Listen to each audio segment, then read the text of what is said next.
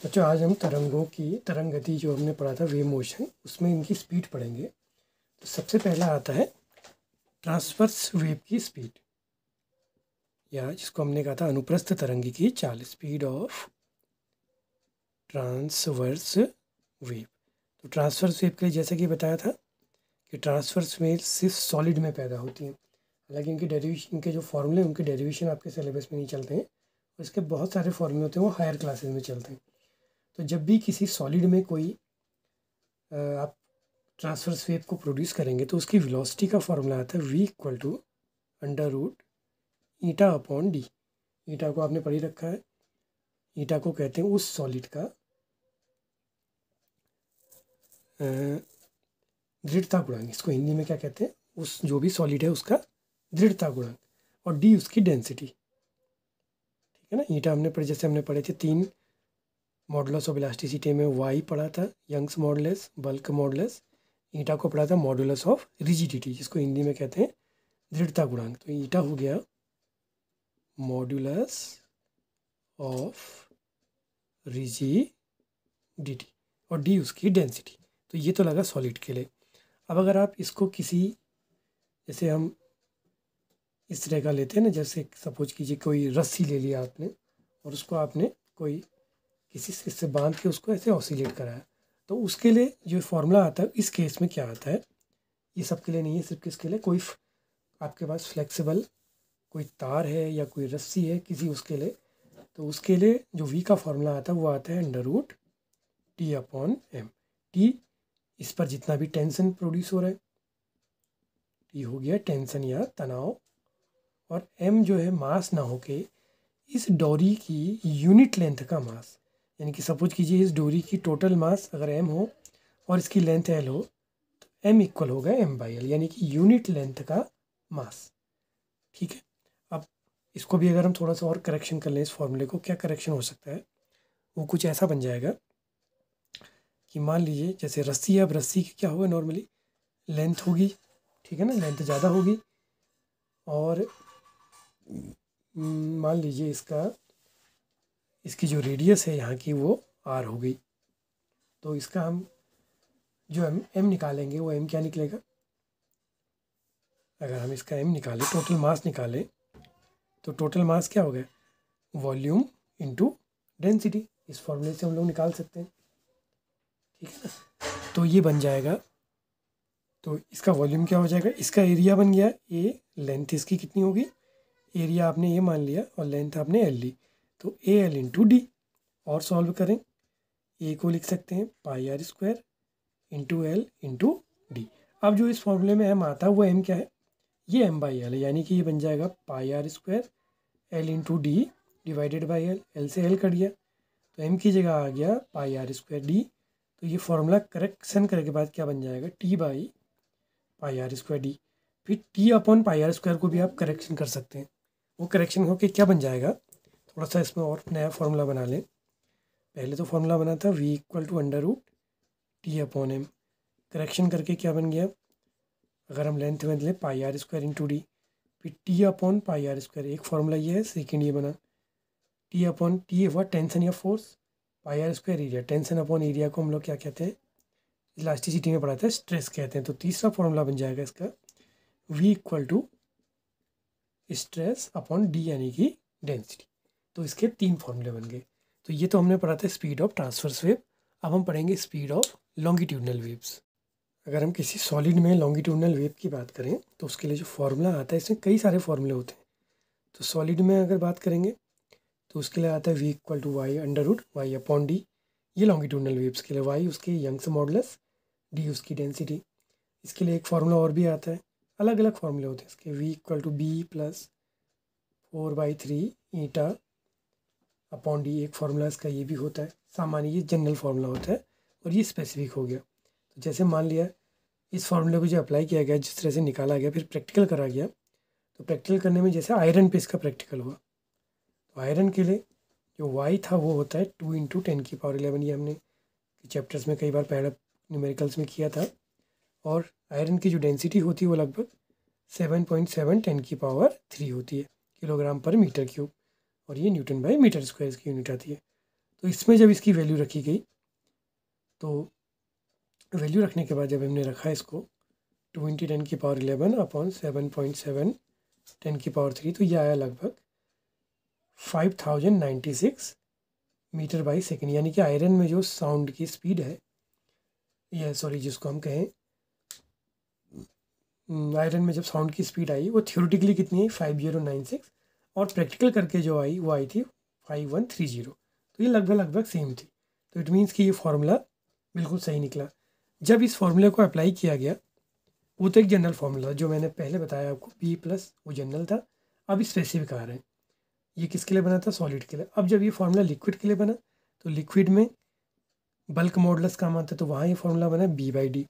तो जब पानी में इस फार्मूले को, वाटर के लिए इस फार्मूले को बनाया गया, वाटर में साउंड की स्पीड कैलकुलेट की गई। तो प्रैक्टिकली जो वाटर में साउंड की स्पीड आती थी वो आती है 1450 मीटर बाई सेकेंड। ये प्रैक्टिकल वैल्यू है, और यहाँ से हम थ्योरेटिकल वैल्यू निकालेंगे। तो थ्योरेटिकली जो वैल्यू आई, अब जैसे वाटर का जो बल्क मॉडुलस है वो लगभग 2.1 10⁹ होता है। वाटर की डेंसिटी तो कई बार यूज होती है 1 इंटू या 1.1 भी लेते हैं कई लोग, 10⁻³ किलोग्राम बाई मीटर क्यूब। तो इसको जब सॉल्व करा तो ये आया लगभग 1449। तो इसका मतलब जो लॉन्गिट्यूडनल वेव्स का फॉर्मूला सॉलिड के लिए भी सही आया था। वी सॉलिड के लिए क्या निकला था? V = √y/t, वो करेक्शन हो गया। लिक्विड के लिए जब निकला V = √b/d, और जो मैंने शुरू में बताया था B + 4/3 ईटा अपॉन डी, ये एक जनरल फार्मूला था। आपको स्पेसिफिक फार्मूले पे जाना है। सॉलिड के लिए होगा तो ये लगाएंगे, लिक्विड के लिए होगा तो ये वाला लगाएंगे, ठीक है। जब इसी फार्मूले को हमने, चूँकि ये तीनों में चलती है, सॉलिड, लिक्विड और गैस में, तो जब गैस के लिए फार्मूला बनाया गया तो गैस के लिए भी वही करा हमने, बल्क मॉडुलस यूज करा, V = √b/d। तो वहाँ न्यूटन ने इस फॉर्मूले पे जब काम किया तो वहाँ B और P सेम आ जाते हैं। सॉलिड लिक्विड में जो हमने उस फार्मूले को भी पढ़ा था, तो वहाँ B को रिप्लेस कर लेता है उसका प्रेशर, तो P/D करके बनाया गया, ठीक है। तो साउंड की स्पीड करी गई किसमें कैलकुलेट? गैस में। तो 0 डिग्री सेंटीग्रेड पे एयर में जब कैलकुलेट किया गया तो एयर की जो प्रेशर होता है 0 डिग्री पे वो लगभग 1.01 10⁵ पास्कल या न्यूटन बाई मीटर स्क्वायर कहते हैं, और इसकी डेंसिटी जो होती है एयर की वो लगभग 1 या 1.29 के इक्वल होती है।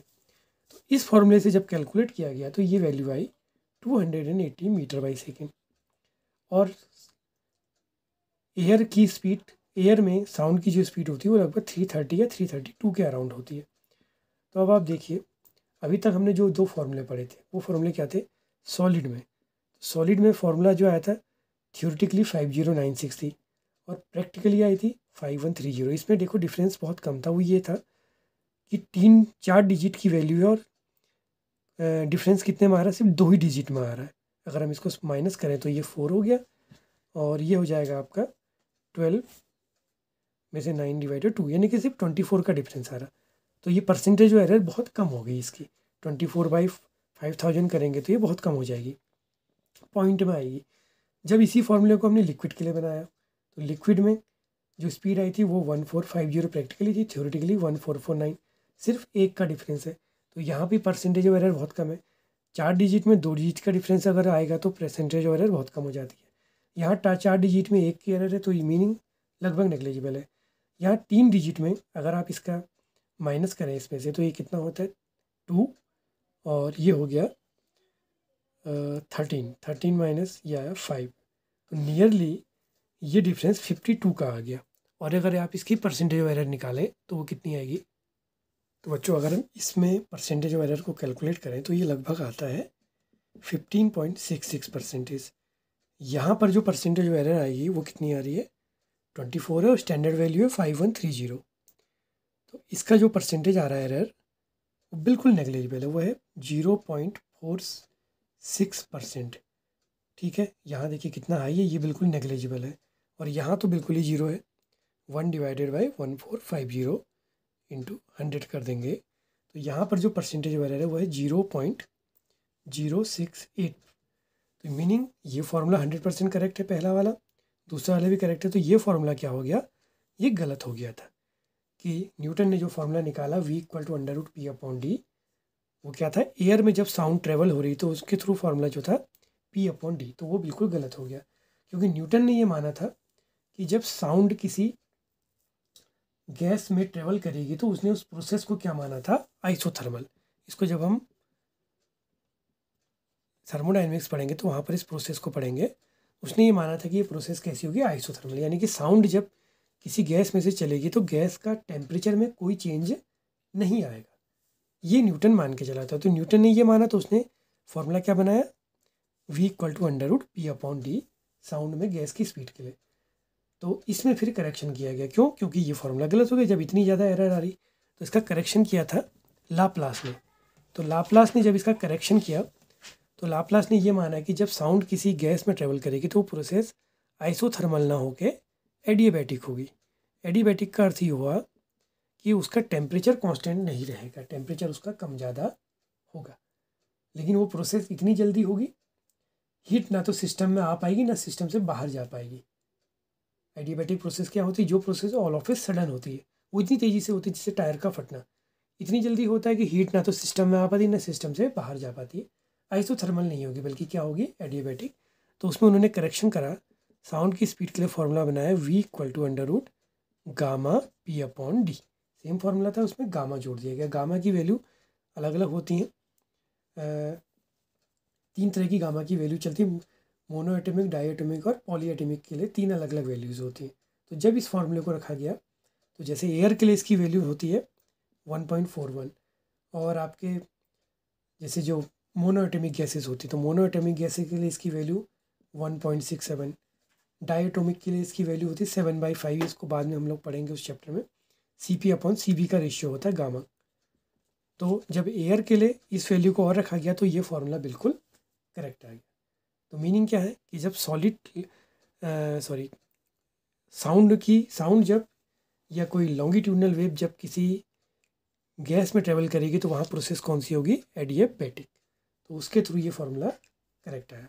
तो बच्चों ये हमारा चैप्टर फिनिश हो गया। हालांकि ये वाला पॉइंट को हम लोग जब थर्मोडायनेमिक्स पढ़ेंगे तो वहाँ हम इस टॉपिक को दोबारा डिस्कस करेंगे। Thank you.